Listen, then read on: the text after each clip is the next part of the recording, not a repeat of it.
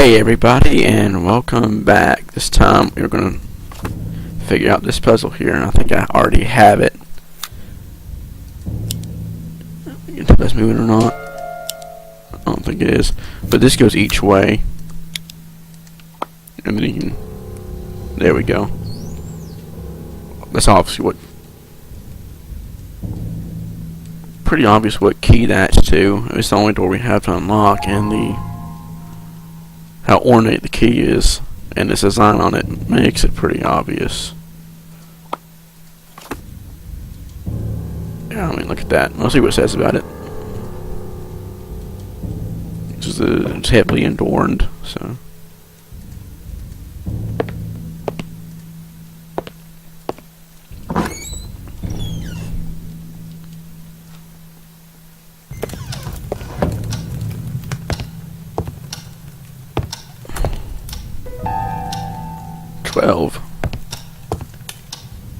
Still early yet for the mail, but let's check it anyway on our way out to the chapel.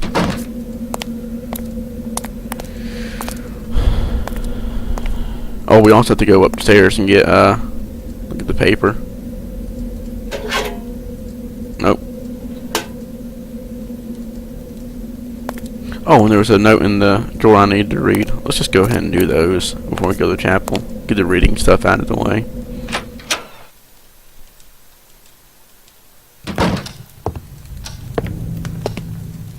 Because remember, newspapers, we were talking to Jerry, and he gave us the date of James Blackwood's supposed death.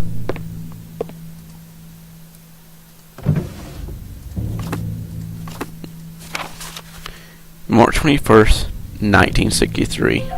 Dear Catherine, first of all, I beg you take the utmost care in order to keep this letter away from James. So it's not James that's writing it, probably Milton. I don't like to think the mental breakdown he would suffer if he reads this.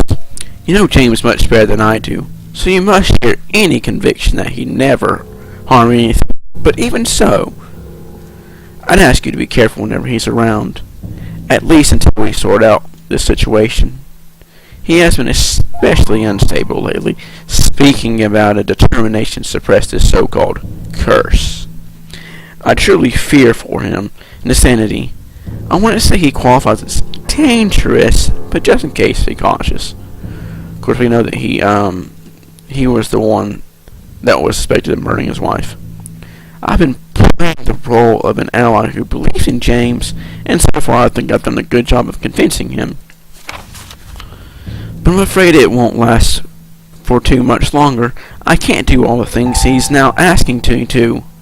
He has been delving into some very obscure arts, and what began as a hobby has now become a dangerous obsession. He wants me to perform an African ritual on that awful mask he bought. He's convinced he has released an ancient spirit which will harm everything he loves and cares for. It's all so utterly insane that I am ashamed to translate this into words. My biggest fear is that I will end up losing my own mind along with his. I have to put an end to all of this. And about the other issue, you should know I've gotten over it. Catherine, what we did 2 years ago, the decision we made and knew would affect the course of our lives has been haunting my sleep ever since then.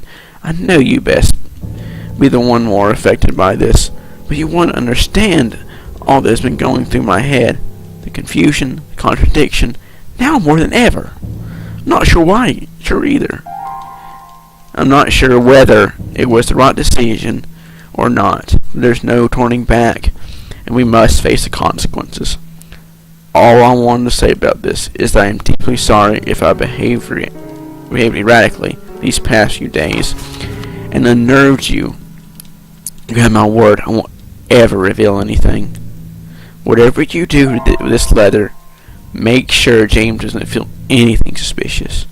I'd rather have you destroy this, though. Extreme situations require extreme measures. And it was Christopher. Mr. Milton, the doctor.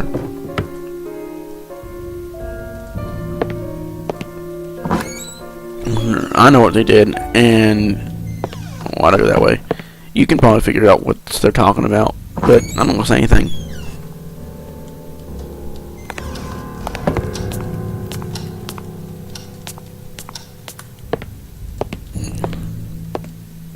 Oops.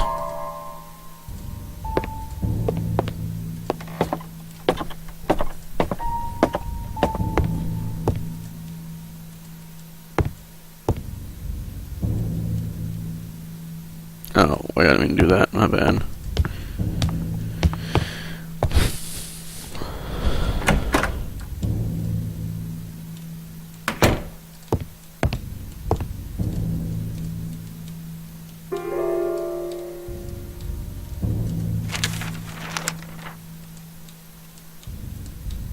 Okay.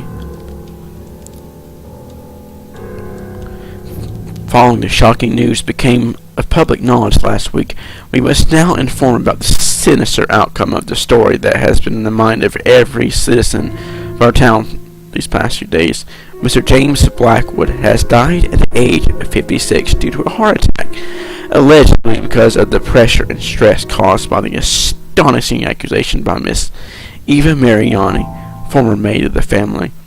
This puts a sudden end to the case deferred by the authorities. Police Chief William Bailey said, "It saddens me that Mr. Blackwood was never brought to a proper trial. No matter what kind of excuses could be possibly made, the death of Miss Catherine Blackwood is a fact. I'm fully convinced he was guilty." Dr. Crystal Milton is said to be taking care of a funeral that nobody will attend, and all the belongings of the Blackwood family are now in his possession. That's when he started living in the house, I guess. Silently, Rothroy returns to daily life, turning the page over one of its darkest chapters. Many will wonder in the years to come what really happened inside Blackwood Manor. And then it goes on another story, but I'll leave you alone for a minute because I have to get a pen to write down that number, because we can call that number. If you noticed, every time I call Jerry or Barbara, it says on the bottom option, I decided to dial, and I wanted to dial another number, or something close to that. Be right back.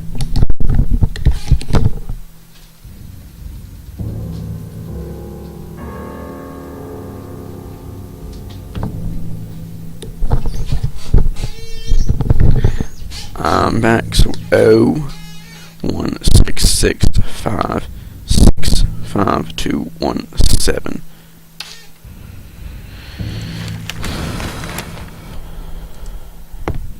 And there's also an alternate ending you can get by calling Bailey. And I'm hoping I'm not getting that, because there are certain things you have to do and certain options you have to take. And so I'm just going to choose what options I think are best, even if they are the options for the alternate ending. But I don't think I've done the other requirements, so I think we'll get the original ending.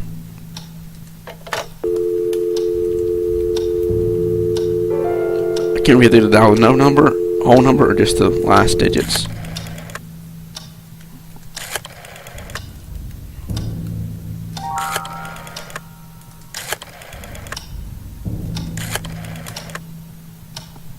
Six 5217.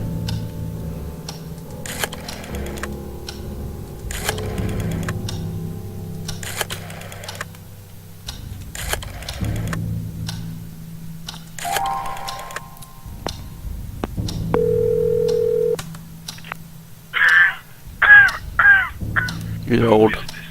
Hi, are you Mr. William Bailey? That's me. And you are? Yes, my name is Michael Arthur. I'm a journalist for a local newspaper in Rothbury. I see. And what's this all about? Well, you're the former police chief of this town, aren't you? Indeed. I served many years ago. And you were once in charge of a famous, or should I say, infamous case here? Oh, bloody hell. Don't tell me this is about James Blackwood. Well, yes. I'm writing a story for my newspaper. The most famous police cases of Northumberland. Have you got any idea how many times I've talked about this? Go to your nearest library.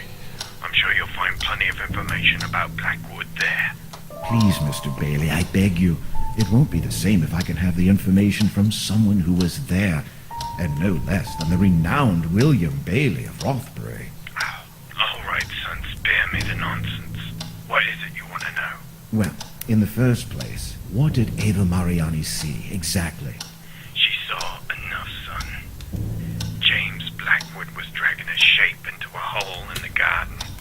At first, Mrs. Mariani couldn't realize what it was, but eventually she made out the dead body of Catherine Blackwood with a serious wound.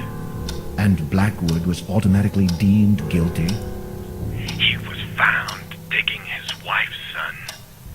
Why did James Blackwood never appear before a jury? When you're someone as renowned and famed as James Blackwood was, you can pretty much avoid the authorities. However, you can't avoid justice. And justice was brought upon James Blackwood. From Batman! How? He died shortly after the accusation. You should know about that.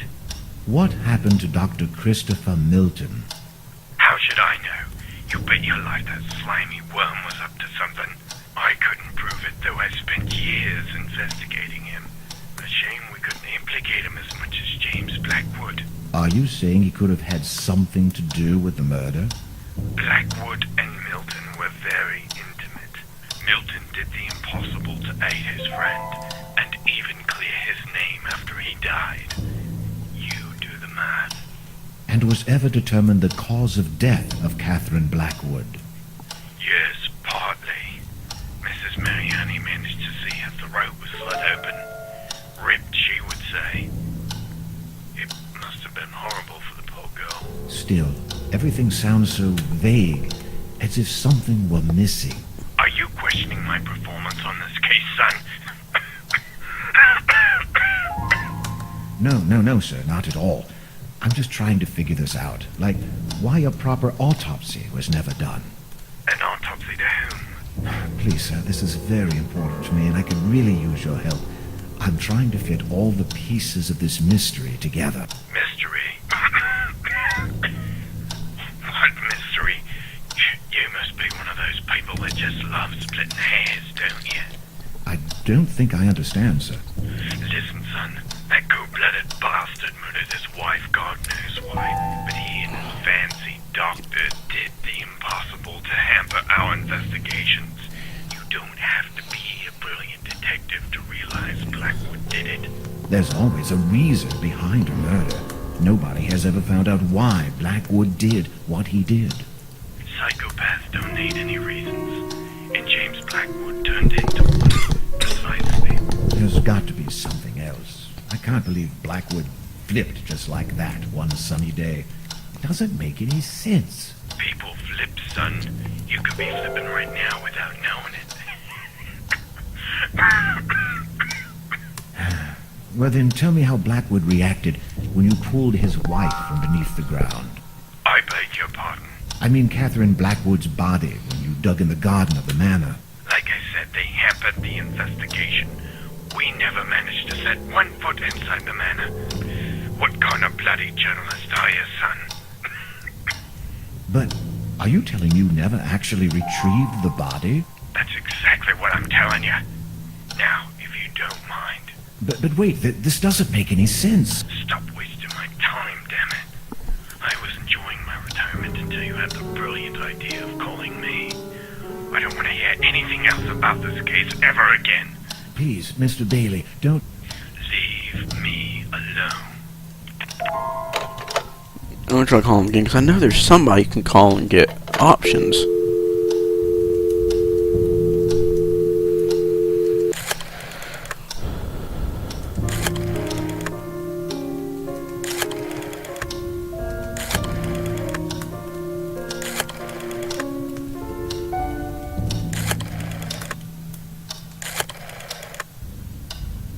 And see what I mean? It's really starting to come and play that ticking in the background amongst the sinister calls.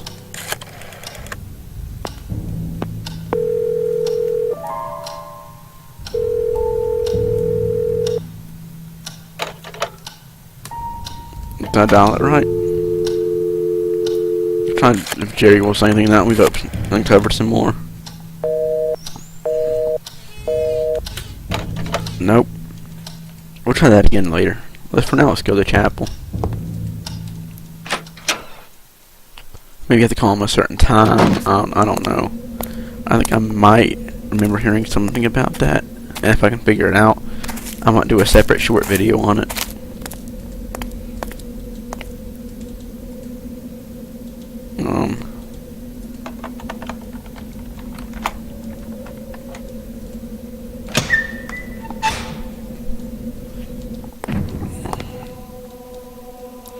But still, I mean, he was just saying that they never found the body. So who's the body in the tomb or the crypt? What's that?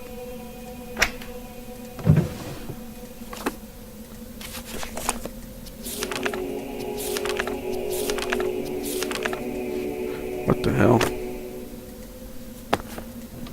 Okay. That's odd to find a nail in there like that.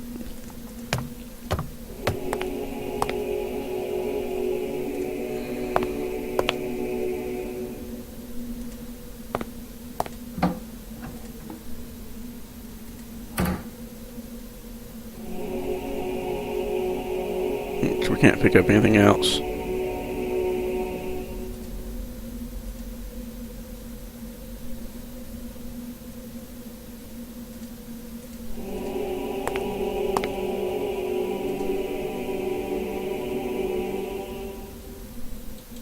What's that?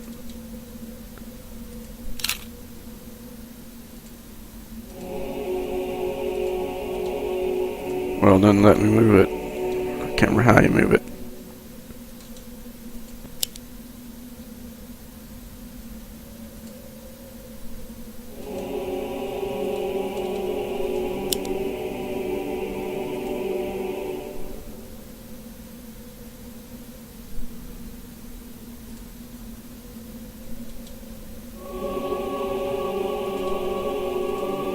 Oops.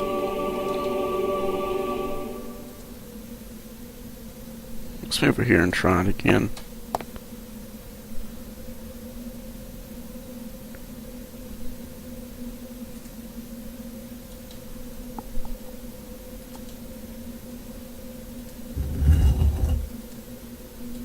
There we go.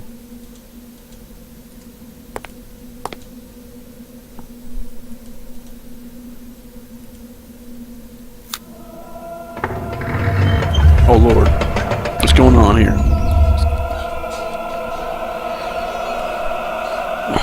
Damn, all that dust. That passage hasn't been opened in years.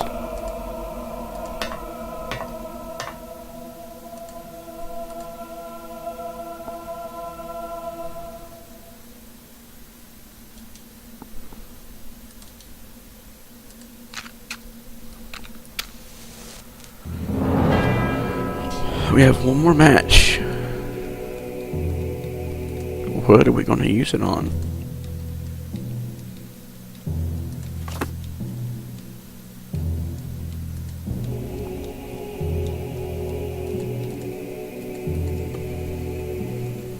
One thing I haven't found. One thing very important. March 26th. The folklore of the Dalmar is just as disturbing as their vicious attacks. If my researchers had been correct, then I could have stumbled upon one of the most ancient tribes ever known to humanity, dating back to the era of so-called Bushmen inhabit South Africa. We're talking about oh Lord, if I remember, a million years ago. How could any civilization manage to survive all this time without ever hunting or expanding, just being there? I don't dare to imagine what 200 centuries of inbreeding and cannibalism can do to people. I have seen them, and they can't be called humans. What is most unsettling is their mythical background. Impossible would be considered a religion due to its complete lack of basic rules and maturity. The only simple premise is to keep an evil entity at bay, which has been stalking them since the beginning of time, or Dark Ages. At this point in my research, I had to stop and consider the implications. The Dalmor actually thought of their later period, the systematic slaughtering of mankind, as good times, or golden ages. Yeah, that's never party with them. I thank the Lord that this tribe never managed to grow. I seriously think the region, maybe the entire continent, would have suffered terrible consequences. The history is so ancient that it makes me feel dizzy. The vengeful god, which is incidentally referred to as Dalum, some kind of weird thing, Gollum, will control the Dalmar via its many incarnations. Uh-oh. What's the evil doctor? Maybe it's the master. Most of the time it would be a tall, feline-like figure, always dwelling in the shadows and slaying any villager who would unwillingly come close. Some say its deadly claws would not only penetrate your body, but your soul. The purpose of this harassment is unclear. It would look as if the Dalmar were simple toys to play with. It seems the Dalmar managed to free themselves from his clutches with the help of an amulet or charm which would effectively force the entity to retreat. The most curious thing is how this amulet was conceived. Two main elements were required to perform the exorcising of this evil, and they had to be strictly related to each other, one representing the victim and the other representing the victimizer. To achieve this, something related to each one was used. While I'm not sure what is referred to as the victim, I think it can be concluded that anything belonging to any villager would have served, given that they're all victims. As for something representing the victimizer, that would have been more complicated. What could possibly relate to a god? This god in question. Next, these elements had to be mixed with a rare medicinal plant native to the region, which apparently had the properties to blend both items together, as long as they were not too solid. Finally, a branch of a particular tree, whose name escapes me now, had to be used as the holder of the blended items. Long. It is on this item that a mysterious blessing was performed. It should be noted that all of the elements had to be organic. The Dalmar successfully released themselves from control of the vicious god with an intense ritual that seems to have taken days to perform. In the end, the amulet was so powerful the entity surrendered to their will and offered divine power in exchange for sacrifices. But the Dalmar wanted allowed to be fooled. Huh? That's right, but it kind of sounds weird. Yeah, that's right. It kind of threw me off for a minute there, but yeah. They decided that getting rid of this evil once and for all would be the wisest thing to do. So they managed to capture its spirit and store it someplace where they could guard it for ages to come. I wonder where they stored it. Can you figure it out? My God, the evil spirit was cast into a mask. Uh-oh. Trapped inside the confines of its blessed wood for eternity. A mask which its description bears uncannily resemblance to... Who am I fooling? It is that mask.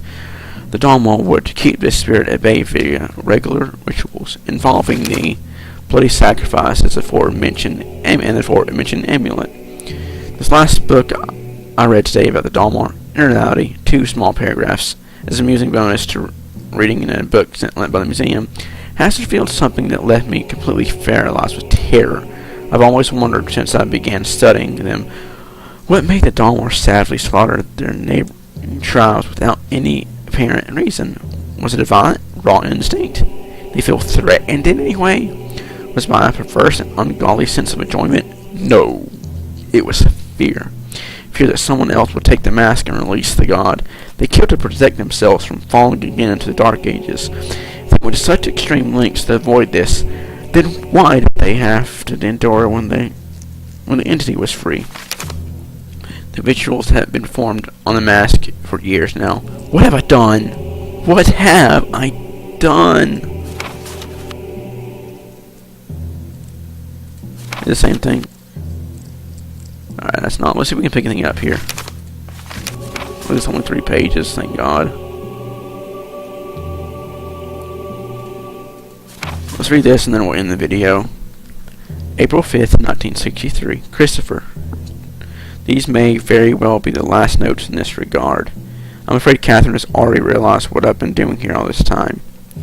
In vain, I tried to explain myself, and I know it might... damn cold. What might have been the outcome had I kept insisting. If you could only believe me, Christopher, because I know you intend well, but I can feel the doubt in your heart. Put your rational thoughts aside for a moment and yield to the facts. If I can do it, someone who was constantly taught in the wonders of science ever since his childhood, then so can you. I'm hoping that you will contemplate the possibility of some truth in my assessments once you read about my later findings.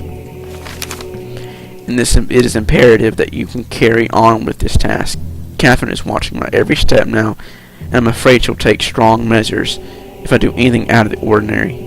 Did you know she has been talking to other doctors besides you, and psychiatrists? My God, Christopher, I feel like she's willing to shut me up in a madhouse. It's a madhouse. A madhouse! How is it possible that all of you won't believe me? As if what happened with my own son wasn't enough proof. In my adjacent notes you will find an exhaustive essay on the origin of the curse and what should be done to eliminate it. We just read that. I know the whole amulet deal must sound crazy, but you have to trust me. The tribe has been doing this for centuries. Are you going to forfeit all that knowledge and experience? They face a god, Christopher, and live to tell it. Now it's all turn to tell the story. And Christopher, if we fail to remove the curse and anything happens to me, I want you to do it. And I have my complete mental faculties whilst I'm asking you this. It has been becoming more and more dangerous lately. Do not hesitate. There is simply no other way, and you would be the only one left who could do it. Promise me. Promise me you will. Unknowing you're asking to become a cold-hearted murderer, Christopher. Our lives, and possibly many others, are at stake. Isn't that enough to forget your vow, James?